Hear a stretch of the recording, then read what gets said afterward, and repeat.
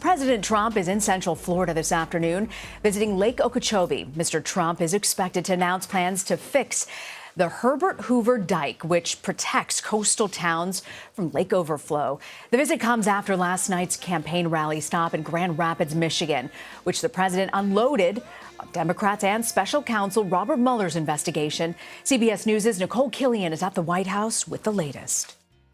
The collusion delusion is over. President Trump rallied with supporters in Michigan last night and claimed victory in the Russia investigation, which special counsel Robert Mueller wrapped up last week. After 3 years of lies and smears and slander, the Russia hoax is finally dead.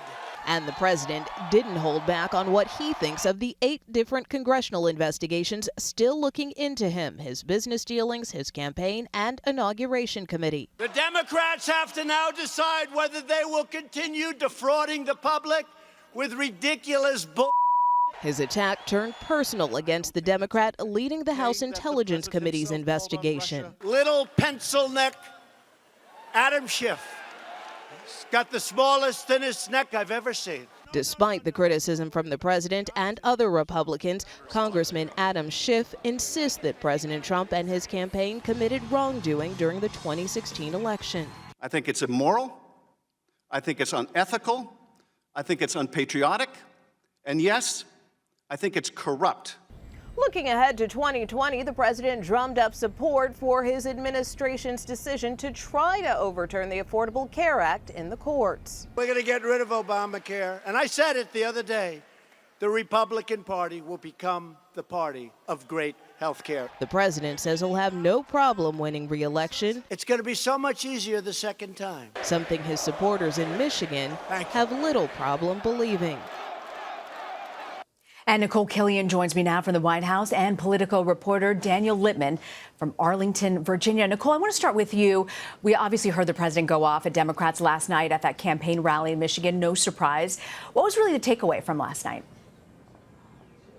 Well, I think the key takeaway is here we go, get ready for 2020. And also, at the end of the day, this was classic vintage Donald Trump. If you followed his rallies, and not only since he's been president, but even beforehand, he was in the heart of his base. This was really the first opportunity he's had at length to discuss this Mueller report, besides making comments here and there at the White House. And I think you really saw him go in. And more or less my reaction yesterday was, how do you really feel? I mean, he called Democrats' investigation ridiculous, and then he used an expletive that I won't repeat. He went in really hard against some of these Democrats who are continuing investigations, like Adam Schiff, who we called a pencil neck, and Gerald Nadler, who heads the Judiciary Committee. And look, I think his line here is that, there was no collusion, no obstruction. There were chants in the audience saying that, and I think those will start to become just as commonplace as build the wall going forward. And speaking of those chants, we know the president also talked about the Mueller investigation. I'm going to play for you what he had to say. Sick. These are sick people. And there has to be accountability, because it's all lies, and they know it's lies. Red meat for the base there, Daniel. What's your sense? What do you think is really going to work for his stump speech that'll continue to keep his base sticking with him and potentially others? Yeah, the Mueller report is definitely going to be front and center for a lot of his campaign rhetoric in the next couple months. But I can't see him using it every day at the end of his campaign, because things move fast and people have short memories, and most voters do not care about the fact that he was vindicated in the conspiracy angle. And so if he just keeps talking about this forever, I think that will make it harder for him to actually win re-election. Most voters care about pocketbook issues and learning about how he will help their lives in the next 4 years, not just this kind of vengeance politics and victim, feeling like you're a victim, that can maybe fire up the base a little bit, but it doesn't reach out to suburban women, for example. Nikole, we understand now that the Mueller report is roughly about 300 pages long. Democrats still want to get their eyes on the whole thing. The majority of the public also wants to see this. Is the White House concerned that this is just going to continue to drag out until its full release? Well, I think for the most part, you've heard them kind of play by the book as far as releasing this report is concerned. The president earlier this week said here at the White House it wouldn't bother him at all if the attorney general decides to release the full report. And that is something that has been echoed by White House officials day in and day out. But the reality is, as you said, it's 300 some pages. It's going to take some time to get through that. The Justice Department has said as much, that this could take weeks and not months.